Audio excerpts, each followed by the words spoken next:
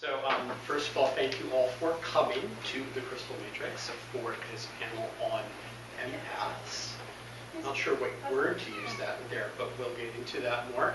My name is Jeffrey Albaugh. I am I'm currently the president of the board for Cherry Hill Seminary, and I also am the program manager for the conference on current pain studies, and then a couple other feathers in my hat. But this is not about me. What I'd like to do first is go through and introduce the people who are on this panel, and starting with the ladies on this side, if you would say a little bit about yourself, and we'll know who you are. My name's Ayamanatara. Most people just call me Natara. I am one of the directors of Matrix International University here. I teach here at Crystal Matrix as well. The label I use is shaman, which is just sort of a label to me anyway for the art seeing the patterns in between things. And I've been empathic since I can remember. I don't know. Other people are better talking about me than I am. But yeah, I've been teaching for probably about 15, 20 years. Yeah, excited to be here.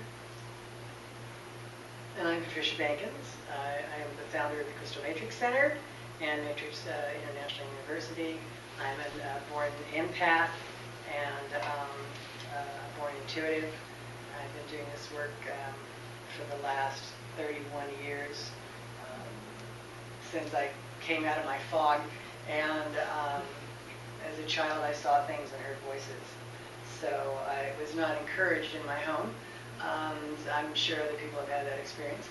But so I shut it down, and it wanted to come back out. So it came back out, and thus we're here. My name is Nance-Woodley, and I'm a metaphysical minister with a very definite determination in healing. And I have been aware of my empathetic nature since I was about 6 years old. Though, if I really thought about it, I'm sure I could remember things happening. I do remember things happening. I remember at 3 years old being frightened by the sound of a bird's heart going, just because it was near me. And that was the beginning of those, yeah, it was weird. It was the beginning of those experiences. And over time, I learned more about it. At another point, I know we need to be brief right now, but it's, I'd love to tell the veil story because that's how when I became conscious of it. I'm a teacher here at MIU, and I'm also a minister for a Unity Church. And I love healing. I love watching people embrace all that they can be, because I believe that that's really the core of healing, is the remembering of who you are. And if I can help with that path, then I'm good for days on one healing. So, more later. Contestant? Okay. My name is Scott Smith. I've met some of you today. It's nice to meet you. Thank you for coming. I'm a reader and healer here at the Crystal Matrix and in Los Angeles. I do have the childhood type of story that kind of evolves from that. It evolves into the empathy, but my mom was usually the one to be like, is he okay? What is this guy like? You know, what is that guy like? You know, what is that guy like? And apparently I was very accurate. On the empathy thing, though, I think I really realized what that was later on in life when I began to distinguish myself from other people. I really had a hard time with that. That was a strange thing for me to all of a sudden realize, like, oh, this is you, and that's you. And then I think from there, my awareness of it kind of developed into what that is. Thank you. So you kind of touched on this a little bit, so for whoever wants to pick this ball up and run with it, Our questions that we figured out, the first one is, how did you figure out that you had an empathic ability? A few of you have already talked about it. And how did you experience being an empath? What was it like at first as an empathic person? How did other people react, and did you experience any cognitive dissonance between your experiences and what people expected you to experience? Were your experiences deemed imaginary? And you kind of touched on that a little bit there. I would kind of add into this that, just to talk about the word empathy for a moment, or empath, it's one of those words I'm already finding it a little bit slippery, because we've said empathic, and that's one thing, hopefully a trait most people have. We should have empathy. And then there's to be empathic. So you're making a distinction. Right. It's something the same and something very different. So if when you respond, if you could talk just a little bit about that, so we start to get more of a sense of how this is different and how it made you different or feel different in your lived experiences. That's a lot. It's a lot. Go with it. It's just one question. It's just one question. It took me a really long time to differentiate between generally psychic and empathic. They're very closely linked for me. Sussing out a room involves for me not just the feelings, but also the intentions, and that's not necessarily straight empathic to me. And I think it was actually a couple of years ago that I finally figured out how to turn it off when I needed to, or at least turn the volume down on it. I spent a lot of years not being able to go to crowded things. Disneyland on a crowded day was horrific for me. And if I don't remember to put my boundaries up, I still, if I'm in a room with more than like 5 people, I have to have my back to the wall. Because it's very jarring, and so I feel very unsafe.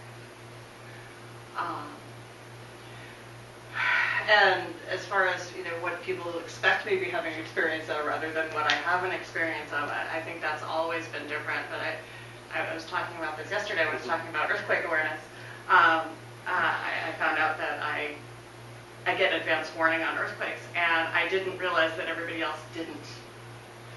Much like I didn't realize that not everybody else could hear my cat for a very long time. And so I got very used to, I'd say things and people would look at me strangely. And I just figured out it was just weird.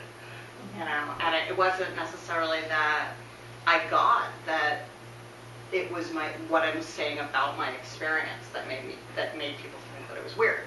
I just figured out it was weird. And it didn't, there wasn't a differentiation. I don't think I spent a lot of time as a small child talking to people about my experience, and so I never kind of got what everybody else's baseline was. On the plus side of that, it never got discouraged because it never really got turned off. So I didn't have to relearn how to turn it back on, although at some point I did have to learn how to turn the volume down on it. That's a good question. Yeah, absolutely. I'll take a shot at it. Empathic versus empathy. Do you remember on Star Trek? I'm going way back. You just stole my thunder. Did I?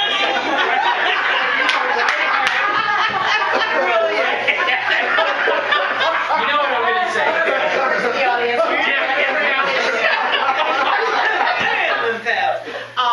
The Empath, this was late 60s, 70s, and this is one of those shows I watched with my dad every chance I got. And she was an empath, and every single thing that happened, she felt in dramaticism.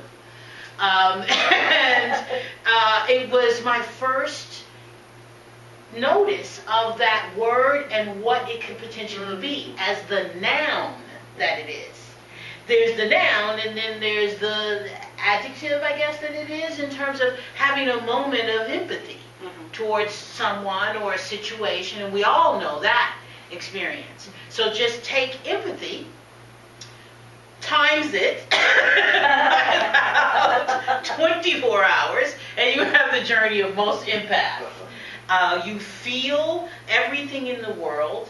Most of us are, and I'll speak for myself, I was deeply unfiltered through most of my life. And it's probably a great time to tell the veil story. As briefly as possible. I think I was about 6 years old, maybe younger. And I remember I was half asleep, half awake in bed, and I could hear all of my family in the house doing whatever they were doing, yelling, screaming, blah, blah. And I remember hearing this voice. I can identify the voice now as my own higher being, higher knowing.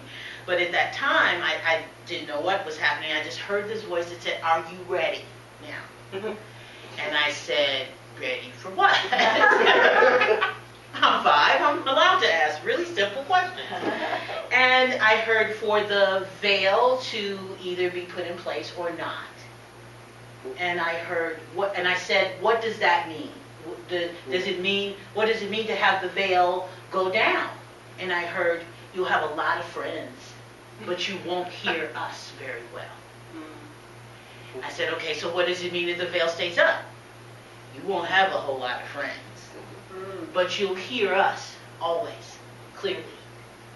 And I can only put this to past life, that I immediately said, "I want to hear you.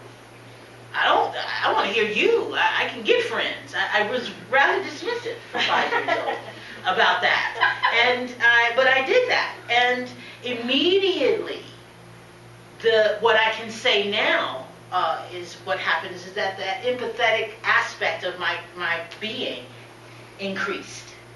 And I began to hear everything, like the bird's heart beating. That came after that. When I would go into, right after that, I went into school. It was my first experience in Head Start and kindergarten and all of that. And even walking there as we were walking towards it, because I was pretty much by myself a lot, even though I had 7 other brothers and sisters. I liked being by myself more. But when I started walking towards the school, I could hear them. It was making my head thump like that, almost like a pulse. And I thought I was going nuts. I didn't know what this was, and I didn't know how to talk to anyone about it. And I went that way for years, and I'm sure that it had a lot to do with certain activities I engaged in as I got a little older, trying to numb that intensity all the time. But I found someone, a wonderful mentor, who was the first person who ever identified me as an empath. And it was after a session of doing this meditation where we were just simply sweeping energy in a circle around one another. And we were doing this outside, and I started to feel a heart attack, literally. I felt like someone had my heart and was squeezing it like that.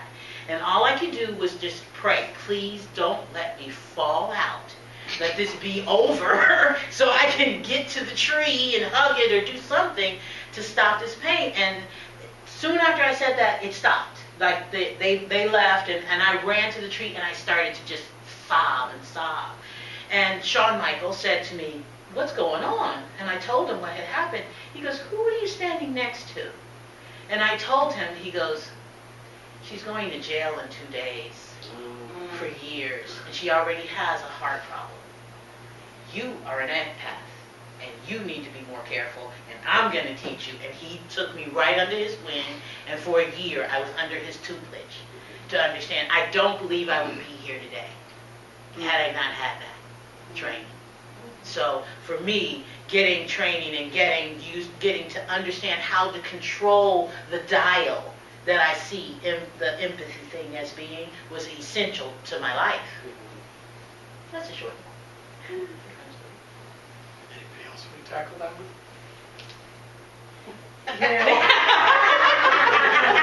Can we talk? What do you think? Come on. Love and life. Okay, all right. You know what? When I'm listening to both Nataria and Aura, the thing that comes to mind is that there is such a profound difference between having empathy and being an empath. And I don't think that you have to have empathy to be an empath, and vice versa. Even though they're coming from the same word the same concept. I don't, I think you can have a lot of empathy and make it just so horribly codependent that you never get to touch into that empathic place that so many of us have. And I think at that point that being an empath or having an empathetic skill, or the skill of empathy, not empathy, but being an empath is that you take it into being a do-gooder, doing all of these things for people, and getting sick and ill, and never identifying that doing all of these things for people is really that you're taking on all of this stuff because you're an empath. I think that makes sense. Okay, so this is that being an empath piece was where, or having empathy rather, was where I really started, and I was overwhelmed by so many emotions. I was overwhelmed by the emotions and the experience of just all of those kids. I didn't get those kids, and I still am not so sure about those kids. But like being that 6 and that 7 and that 12-year-old and that 14. I mean, who are those people? Because I was feeling all this stuff and they weren't. So that was a problem for me growing up, because having that deep, profound empathy, not realizing that I could make it into a tool, set me so apart from the other aspect, all of these other children, my peers, so-and-so. And because of that, because I didn't have that mentor, I simply had these imaginary friends. I talked to Jesus. He's my homeboy, I talked to those people because they made sense, and these people didn't. So, and I'm still not sure if they do, guys. So, and then I had to have a little vacation with some drugs and alcohol to shut that stuff down, because this was making me sick. Having so much empathy for everyone and feeling all this stuff was making me absolutely totally sick. So, it reverted then into being an empath. So I'm not sure, which comes first. It's kind of a chicken egg thing. Yeah. And there you go. It's almost 4th of July. Oh. Scott, how about you? Well, and you and I had this conversation. You and I have had this conversation. We haven't, though. Oh God, you'll talk about the childhood thing. I think that if I look at my childhood, I look at some of the things that I actually went through, and I've told them to some people, they're like, "Wow, that's." And I'm like, yeah, there was a gun. There was this did happen. Like I had a key when I was 7, and I let myself into my house and all that sort of stuff. So I developed a very hypersensitive awareness of my surrounding and my environment. But I think in certain ways, and I didn't realize it until I was maybe in my teenage years or after, that emotionally I had shut myself down. So I wasn't feeling the empathy with other people because they were potential dangers or threats. But my empathic ability to perceive all these feelings and things around me was always on. And so that was sort of an informal training, or a weird sort of, bad life instances that opened that up, that brought about that in other senses, I think, in my life. It wasn't until later in my life, and I still think that I'm opening that up and being, to look someone in the eyes and be like, okay, yeah, you're safe. And to have a conversation and to be, my heart be open and that sort of thing. That's a different sort of thing. It's more human, and I think in a lot of ways, being here with you has helped in that, and the people that I've attracted to my life so that's the difference, you know, for me in the feeling empathy towards someone and the actual ability. But I just wanted to throw in the story, since we had talked about it before, about how that thing sort of arises, or at least how it arose for me. Thank you so much. My second question, went back to that empath on Star Trek. So she was in a white dress, right here, remember, falling to the floor in pain because people's emotions were just tearing her apart. Which leads me to this question of how do you create a safe space for yourself? Or how did you learn to? You covered some of that. And how do you shield yourself from unwanted influences, energies, vibrations, whatever particular set of words you might use for them? So whoever would like to start. Sorry. I'm with Dan. If anyone's cold, there are blankets out there. I could turn the AC down. You could, but I wish you wouldn't. It wouldn't matter. Yeah, I've turned it up to 76. Anyway, you know, Scott brought up the point of like shutting everything down. I think the way that I first handled it was to shut everything down, is to shut it down, because there was no one telling me that there were actual tools that you could use to make this a practical aspect of your life, as opposed to just this wild card that, oh my God, we're all going to die all the time, you know. And I think we might lose a lot of empaths because they don't know what to do with it except to shut it down out of protection. So, you know, there was certainly that aspect. There was drugs and alcohol was fabulous. And then, you know, I just didn't know that I was taking anything on. And I didn't care anymore, you know. The other one was to shut the heart down. Because if I can shut the heart down, I'm not going to feel. I'm not going to, you know, I'm not going to experience anything. The problem with that, for me, was that not only did I shut it down so I was protected, but I shut it down so I felt nothing.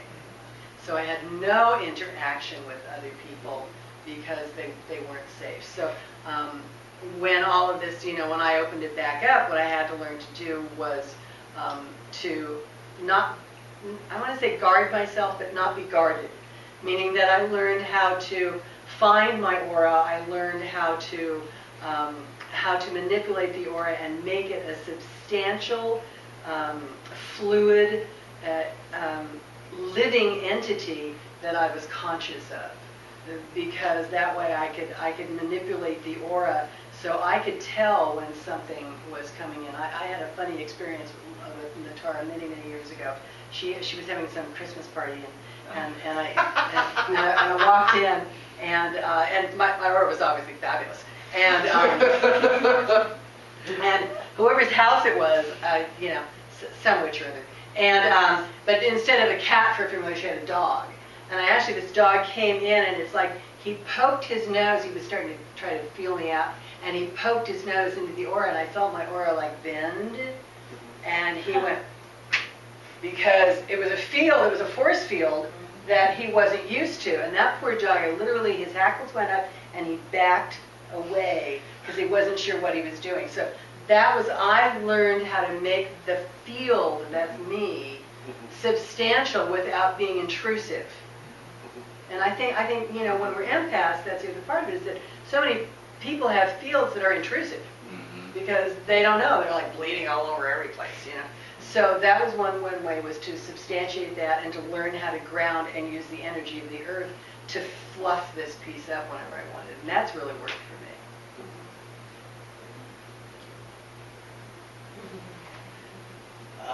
Clearing my chakras properly, using crystals, using affirmations and visualizations. Between those three things, those four things, I've used all of that sometimes before I leave the house, all four of them, depending on where I'm going, to ensure that I am feeling not only protected, but what's the word I want to use? That I'm functioning. Also, it's not just keeping that boundary distance, but I want to be able to function. I want to actually be able to help you. But if my mind is too much in, this is what I have discovered, if my mind is too much into protection of myself, I'm not as present for the work. So one of the tools that I played with a long time, this was a Sean Michael Kelly tool. You're welcome to use it. I see, you know how you used to use the flame and bring it up or down to strengthen your own abilities? We've all done that little thing. I visualized the flame as my empathetic nature. And my job was to watch the flame and bring it up or down. Just seeing my own level of ability to control it. It was a visual that was extremely helpful to me, and it still helps me to, when I feel a little bit out of control with it, especially at the end of the day of dealing with a lot of that, then that tends to help a lot. And then for me, affirmations, I do love spells. I always have, and I do use them in different ways. I'm not afraid of the word spell or affirmation or whatever you want to call it. It's the same thing, just a different set of sequins on it. So for me, you know, the light of God surrounds me, the love of God enfolds me, the power of God protects me, and the presence of God watches over me. Wherever I am, God is, and all is well. I can say that and bring my blood pressure down like immensely. So it's been a journey of finding tools that I can use within myself without having to have to do the hokey pokey and turn myself around, that I can do any place that I'm at. That's what's helped me. I'm a worker bee, so it has to be something that focuses me like that. Yeah, I think I would adding to these things, because they're all great things. For myself, the thing that that worked the most was finding practice that worked for myself. So going through various occult practices that says, like, okay, I did the Rosicrucian, I did the Lesser Banishing Pentagram. Oh, that worked. Okay, that worked really good. So I'm going to do that every day, right? And then that automatically starts to build up something in your auric field to strengthen the field. And then I think the other thing that really worked for me too was just sort of non-attachment, like finding my awareness and not my thoughts and my feelings, and learning to sort of like float into that space and be like, oh, and there it goes, right? Because then I'm not holding on to it, so it's not sticking to me, and it just sort of passes away. Sounds like a pass right there. I think the three tools that have helped me the most are grounding, and maybe a little more grounding. Because I would prefer to float up here somewhere, but when I'm in my body, it's a lot easier for me to hold my space. I was given a tool a number of years back, I think from you were doing a channeling for me, and I found out later when I was taking Kabbalah that it was actually the Kabbalistic cross, but essentially creating a space around myself, a crystalline space, where I can reach out and suss out things when I need to, but everything that comes at me bounces back off. And so it becomes, if I walk into a room and something feels different, I focus on that, I strengthen it, and if it goes away, it wasn't mine. If it stays, it's mine to process. And that's helped. And the third thing is I do these clearing bowls, and I initially just made one for myself because Spirit was like, oh my God, you need one of these. It's a bowl of salt with hematite and some other stones in it that essentially I cat biscuit in. And I would pass it around to my classes, and everybody started going, I want one of these, because it clears you and it grounds you, and it's self-clearing. And so I started making them, but it gets rid of everybody else's stuff, and it gets rid of anything I don't need to carry around anymore. Does she get to me with one of those bowls? And when I'm having like that client at my house, I'm like, I'm listening. They sort of put their hands in it like Palmolive commercially, and then it works really well. They're fabulous. Yeah. Yeah, I'll even like put my tools in it. So Yes. So, going on, how has your empathic ability or abilities influenced your life for the better? How have you managed to adapt and use these abilities in a functional and positive way? There's not two questions, one just elucidates the first. Well, I think as a healer, it's an incredibly useful tool. Even more so than as a reader. I get a lot of visuals and downloads as a reader, but as a healer, if I can sense what's going on for you, and I will actually get it in places in my body if I've opened myself up to that, if I've reached out through that shield, it makes me much more effective. And then I can go into that space understanding that it's not actually mine. I just have access to it right now and kind of figure out what the information is that needs to go with that. And apparently I'm also the person that everybody wants to tell other stuff to. Because I sit there and I'm very understanding. I'm very, I come across as very empathetic, but I think it's really more empathic, and I've just learned to smile and not hold space for them. So, that makes me a nicer person.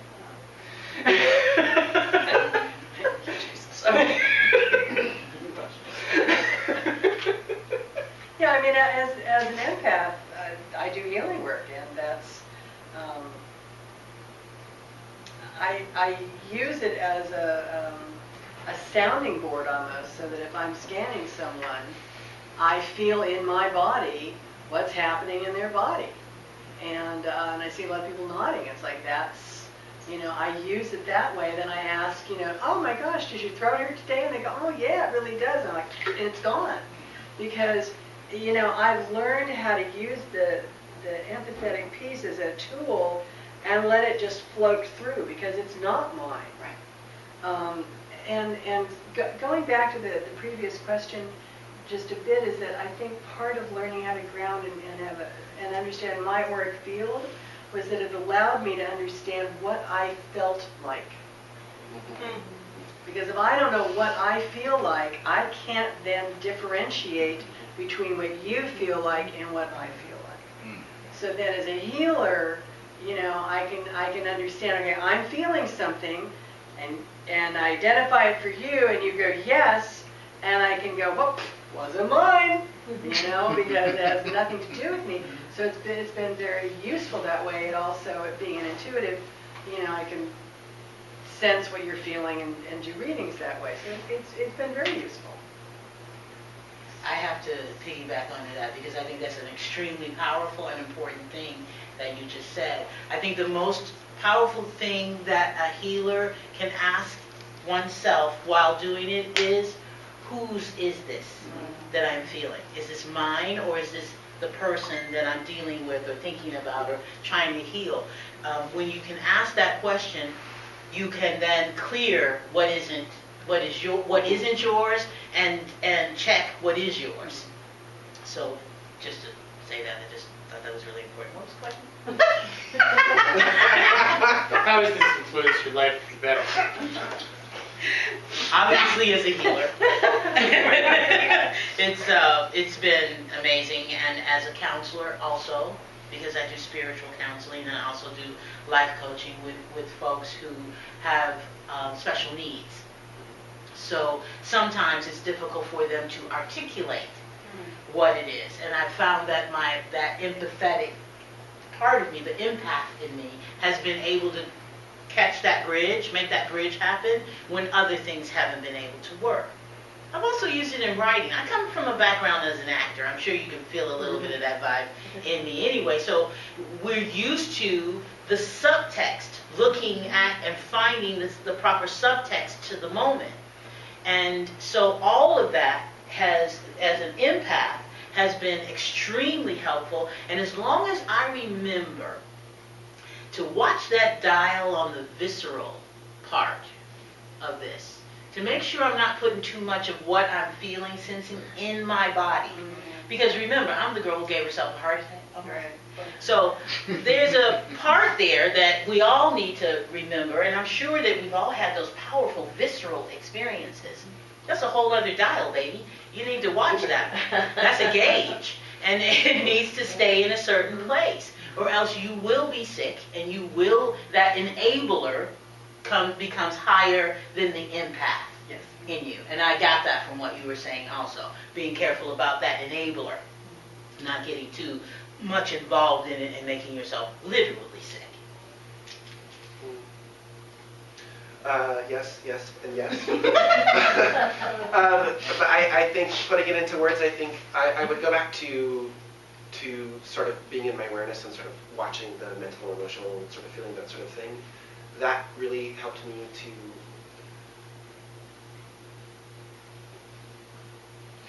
be in, create, hold, become aware of, and so it is, I don't know, spaces, circle, healing spaces, ritual, and those sorts of things. Being in my heart in those places and having not a lot of judgment about what is passing through. And I think that's also really transformative as well. It's sort of more than just feeling, as you were saying, but there's still a little bit of the sensation of I'm you, you're me, all is mine, mine is all, kind of thing that happens there, and you can get lost in that really easily, but I like that a lot. I'm like, okay, great, we're all groovy. And then I'm like really open and I'm like, because there's so much interaction that's happening that I somehow get to participate in a little bit as myself, and I love that. Myself is maybe all of us and that kind of thing. With me. Yeah. Feeling that I think Victor Turner called communitas, this feeling of community, and the boundaries are down, which is like all about ritual, right? Here, I'm going to go off this script for just a second because I have a question now of my own. And I'm going to be a little bit sarcastic here. Please recognize it's sarcasm. It's like, I realize that you're all healers and that you're really nice, wonderful, goody-goody. Right. Is there never the empath? Well, you watch the video later. So the thing is, though, is there not the empath that uses this in the reverse way as the influence? Like, yeah, she's kind of hot, wham! Yes. Or, I know you want to give me your money on this shyster deal, wham! And starts manipulating people. Now, obviously, that is not the people at this table. But do you have any experiences with that sort of person? Well, yeah, no, I've always been that person who can sell ice to an Eskimo. And I'm sure that that's part of it is, if you can absorb, you can also project. And one of the things I've had to learn over the last, 10, 15 years as I have a chronic pain condition, is I've had to learn to really not project because I don't like knowing that I've made people around me feel bad, physically. Because when I first got sick, all kinds of people were like, oh, come be the guinea pig in my class and we'll have healers work on you. And they would all feel horrible afterwards. I was like, okay, so we're not doing that anymore. But yeah, it becomes the question of do you use your powers for good or do you use your powers for evil? It's a tool, it's a thing, it's a skill, and you can use it either way. And yeah, I've definitely used it. At cost. Yeah. But yeah, it is totally something. It's not just a receptive skill. It can totally be a productive skill. So that's the catch, isn't it?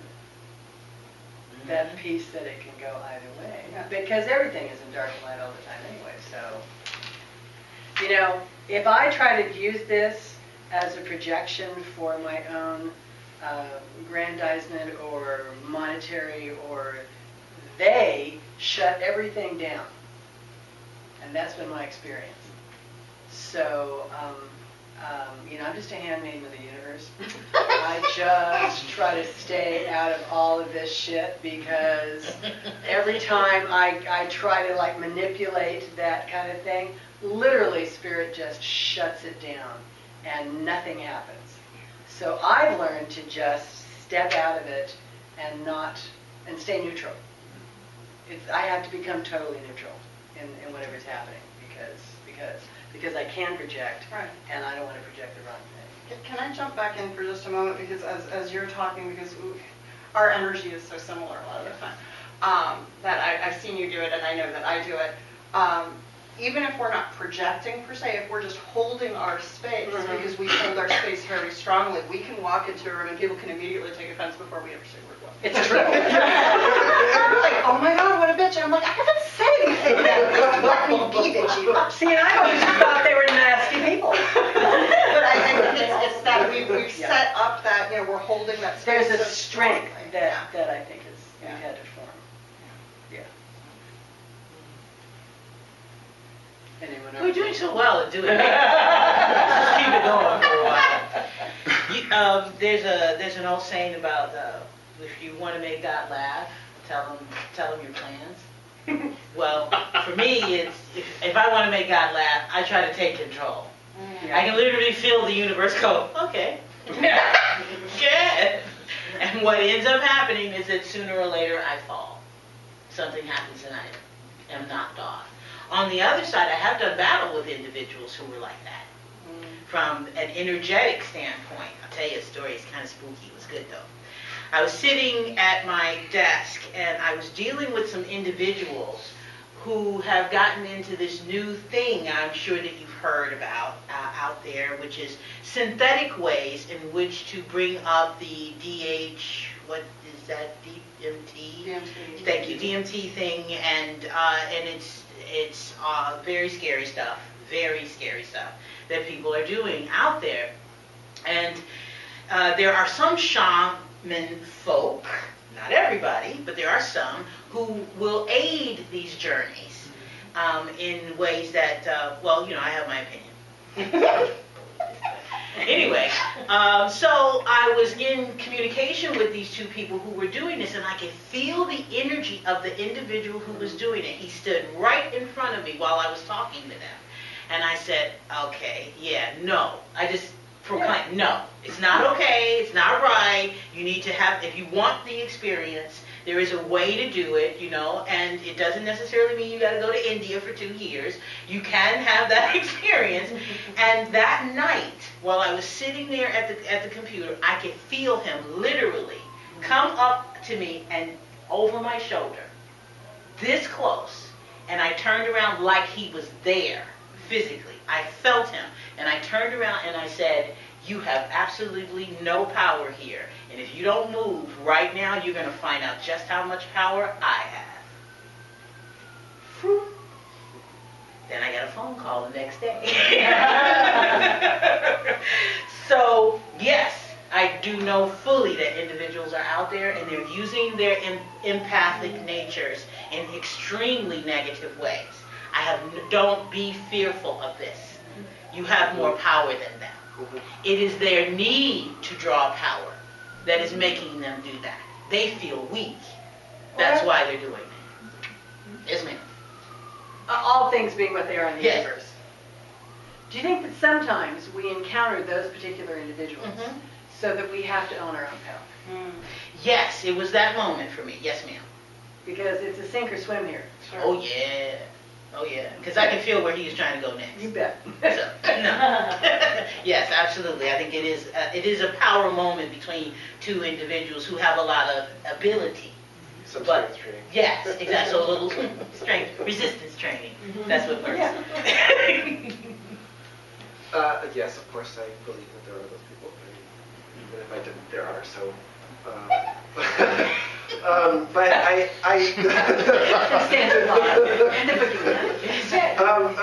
but what really comes to mind with me is the story, and I can't believe I'm going to tell the story, but I'm going to tell the story. Is I was going to do I first moved to Los Angeles in 1998. I left for a few years and came back, and it was in that 1998 period that I was living here, and I worked at Borders Books in Westwood, and one of the girls there was like, "Oh, you do Reiki? I totally need Reiki," and I was thinking to myself, you know what, you need something. Oh my God, do you? So we made a date. She was a really lovely person. I'm just being silly.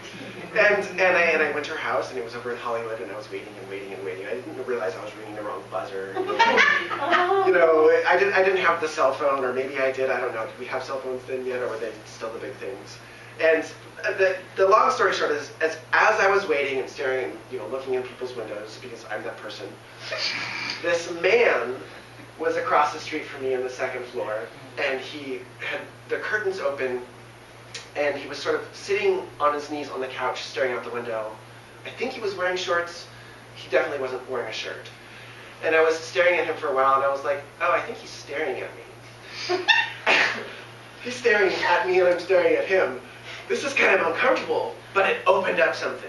It opened up this field of energy between us, you know, and it was all down in here, right? And I felt this like heat and this warmth started to happen, and I was afraid. I was like deer in the headlights. Like, what do I do? And he began to do things to the couch, and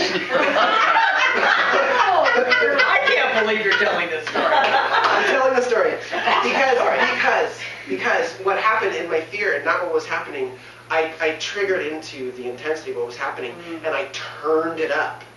And until he was like gyrating and like, I was like, oh my God, how do I, and I couldn't disconnect, I didn't know how to, I just was so afraid, I just made it stronger and stronger and stronger and stronger and stronger. I did the bad thing. Like,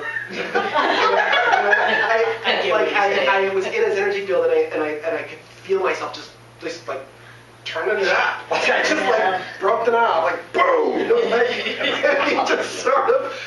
just started humping the couch. And I realized at that point that that's what I was doing, and I turned my body away first because that's a quick and easy way to kind of get the energy to go somewhere else. And then fortunately my friend was there, and I was like, can I have some water? And I know this is your therapy session, but I really don't, because I don't think you want this energy going into you at this time. Yes, I can see how that is positive, consenting individuals, and and all that sort of thing. But it was a moment where I didn't really know what I was doing, and I locked into someone in a certain way and just amped that energy out of pure fear because I didn't think about turning. And what did you learn from that? I'm not sure that guy would have called that like that you did the best thing. I think he probably appreciated it. Probably did. Just saying. And that week I actually, I'm going to tell a story too, but it's short. That week I also, the energy didn't really dissipate very fast. I was still learning. I had literally had someone in West Hollywood take off their pants and press everything against and rub themselves all over while I was having coffee with my friend. I was learning. It was West Hollywood.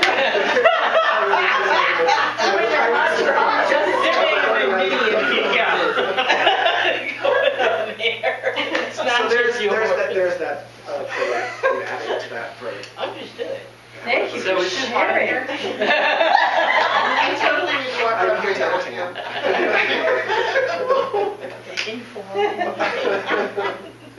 entertain. Yes, ma'am.